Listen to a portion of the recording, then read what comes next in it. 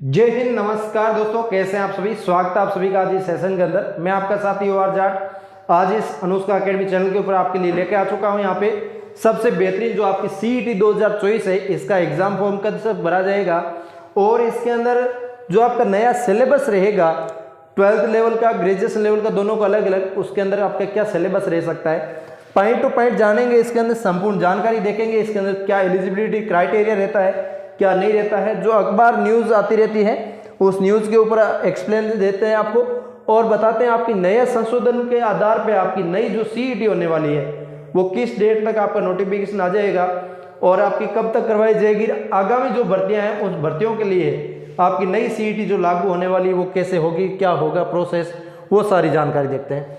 इस न्यूज़ के अंदर यही दे रखा है कि आपकी बहुत जल्दी है जो आपकी CET 2024 जो करवाई जाएगी, जैसा कि वो एग्जाम कैलेंडर जारी करके आपको बताया था दिसंबर तक आपका एग्जाम करवा दिया जाएगा, 12th लेवल का भी और ग्रेजुएशन लेवल का भी। इसके अंदर आपकी आलोक राज जी ने एक ट्वीट करके और भी थोड़ी सी जानकारी दी है कि अभी जो राज्य सरकार के पास है जो भी CET को लेके जो भी अपडेट करना है उस नियमों को लेके बोर्ड ने राज्य सरकार को सौंप दिया है कि आप इसको अपडेट जो भी दीजिए, निर्णय हमें दीजिए ताकि हम आपका इसके अंदर भर्ती करवा सके।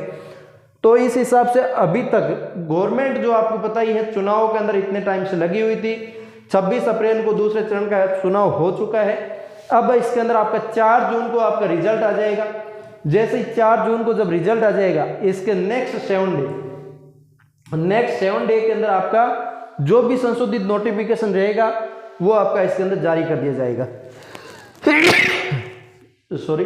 तो इसके अंदर देख सकते हैं, तो बेरोजगारों में जगी उम्मीद, राज्य सरकार तय करेगी पुराने प्रावधानों को बदलाव में। क्या पुराना प्रावधान क्या था, नया प्रावधान क्या आ सकता है। पुराना प्रावधान बताऊं तो आपकी CET की वैलिडिटी जी तो आपकी थी वो 1 साल की थी। सबसे पहले बड़ी तो अपडेट ये है कि वैलिडिटी आपकी 1 साल थी और दूसरी इसके अंदर मानो तो आपकी इसके अंदर 15 गुना वाला बड़ा लपड़ा था, जो आपकी 15 गुना या इसके अंदर मान सकते हैं 15 गुना का जो बड़ा लपड़ा था, हर वैकेंसी का 15 गुना। तो इसके अंदर टॉप के जो विद्यार्थी थे वो इसके अंदर हर एक वैकेंसी में शामिल होते जा रहे हैं और जो कमजोर विद्यार्थी है उसका नंबर कहीं नहीं आ रहा। तो इसकी वजह से कहीं मुद्दा उठाया है तो विद्यार्थियों ने 40% का बोला है। तो ये भी एक 40% वाला क्राइटेरिया भी सही है, लेकिन इसके अंदर भी क्या अपडेट होने वाला वो बता रहा हूँ। तो इस टाइप का इसके अंदर मान के चलिए अपने 40% वाली बात नहीं कर रहे, अपने ये 15 गुना वाली बात कर रहे हैं, क्योंकि पीछे की जितनी भी भर्ती हुई है उनके अंदर 15 गुना वाला मामला ज़्यादा ही चला है। हर एक भर्ती के अंदर 15 गुना लिया गया है। जैसे कि अभी LDC की भर्ती है उसके अंदर भी आपकी 4197 पोस्ट हैं, तो उसके अंदर भी आपकी 15 गुना बताया जा रहा है। लगभग आपकी 70,000 की यहाँ पे लिस्ट जारी की जाएगी।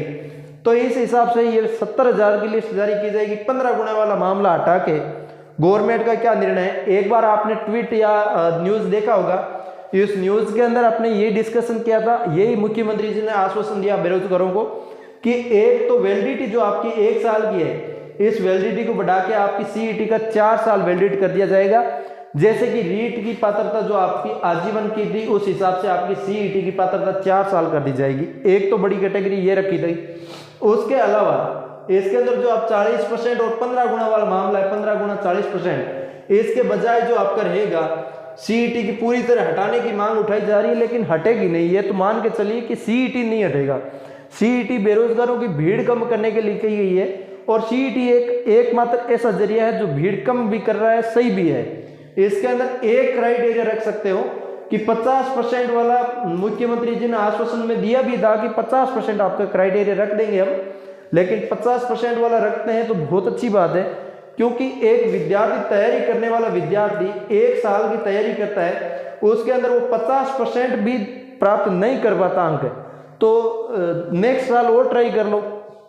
दूसरे साल भी वो CET के अंदर 50% शामिल नहीं कर पाता, तो वो हरगिज जी यहाँ पे मान के चलिए कि वो गवर्नमेंट एग्जाम क्रैक करने के लायक नहीं है। मैं तो नहीं मानता कि वो 50% CET के अंदर नहीं ला सकता तो गवर्नमेंट एग्जाम में नहीं पार पाएगा वो। और ये CET का एक एलिजिबिलिटी पेपर है, तो इसके अंदर जो पेपर चोर है वो भी इसके अंदर पेपर परचेज भी नहीं करेंगे, खरीदने की संभावना भी कम हो जाएगी, पेपर लीक के मामला भी कम हो जाएगा, क्योंकि इसमें खरीद करेंगे तो करेंगे क्या, मतलब भी कुछ है ही नहीं। तो इसके अंदर CET में मान लो 50% नहीं कर पाया तो वो नेक्स्ट कौन सी भर्ती पार डाल देगा। तो इस हिसाब से सीईटी का सिलेबस ऐसा है कि आपका एक तो राजस्थान जीके, तो चाहे आपका कोई भी हो, CET graduation level 12th level दोनों के अंदर लागू होता है। ग्रेजुएशन लेवल के अंदर आपका इंडिया जीके और लागू हो जाता है, लेकिन इसके अंदर आपका राजस्थान जीके और इंडिया जीके दोनों है।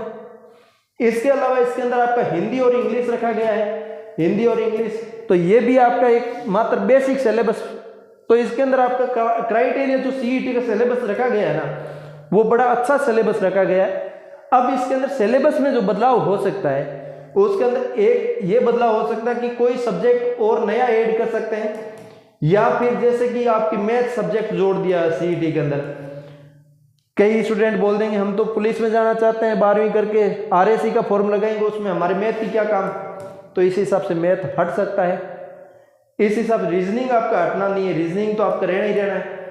इस हिसाब से आपके सीईटी में शायद कंप्यूटर है तो भी कम है, नहीं तो नहीं बराबर ही है, तो कंप्यूटर आपका लागू किया जा सकता है, क्योंकि हर एक डिपार्टमेंट के अंदर हर एक व्यक्ति को कंप्यूटर ऑपरेट करना आना चाहिए।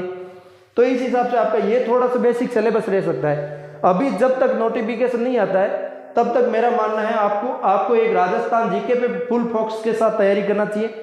राजस्थान जीके आपका हाई लेवल कवर हो जाएगा, तो मान के चलिए 40% राजस्थान जीके हर एक, चाहे सीईटी हो चाहे गवर्नमेंट एग्जाम कोई सी भी हो, 40% राजस्थान जीके कवर होता ही होता है, क्योंकि राजस्थान के विद्यार्थी को प्राथमिकता देने के लिए राजस्थान जीके ऐड किया गया है।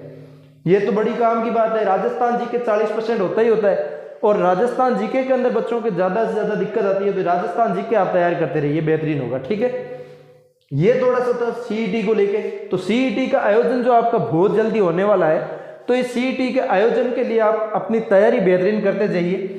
सीईटी का आयोजन के लिए मैंने आपको बता ही दिया, 4 जून को जो आपका चुनाव का रिजल्ट आ जाएगा उसके बाद ही नोटिफिकेशन आ जाएगा, इससे पहले नहीं आएगा, कोई संभावित नहीं है। और 4 जून के लिए अभी 1 महीना पड़ा है। आप ये सोच रहे होंगे कि 1 महीने के अंदर हम आपका बाद में आएगा नोटिफिकेशन, उस टाइम तैयारी कर लेंगे, नॉट पॉसिबल भाई। राजस्थान जीके आप तैयारी करते रहोगे, रीजनिंग तैयार करते रहोगे, कंप्यूटर तैयार करते रहोगे, 3-4 सब्जेक्ट ऐसे हैं, हिंदी तैयार करते रहोगे, तो इस हिसाब से आपका ये सिलेबस सीईटी के अलावा और भी वैकेंसी के अंदर काम आएगा। आप ये मान के चलिए कि सीईटी तो आपको सिर्फ पास करना नहीं है, सीईटी से तो आपको नौकरी मिलेगी नहीं, आपको सिर्फ राजस्थान पुलिस का टारगेट रखना। मान लो राजस्थान पुलिस का रख रहे हैं, तो वन रक्षक वनपाल के आएंगे तो उसको पेपर नहीं दोगे आप। तो ये आप निरंतर अपनी प्रयास जारी रखें, और ये थोड़ा सा बेसिक से तैयार करते रहिए। यही बड़ी अपडेट थी आप सभी के लिए सीईटी 2024 के लिए। तो ये कैसी लगी, लाइक से सब्सक्राइब करो, अनुष्का अकेडमी चैनल को फॉलो जरूर करो। हम मिलते हैं किसी नए सेशन के साथ, तब तक के लिए जय हिंद जय भारत।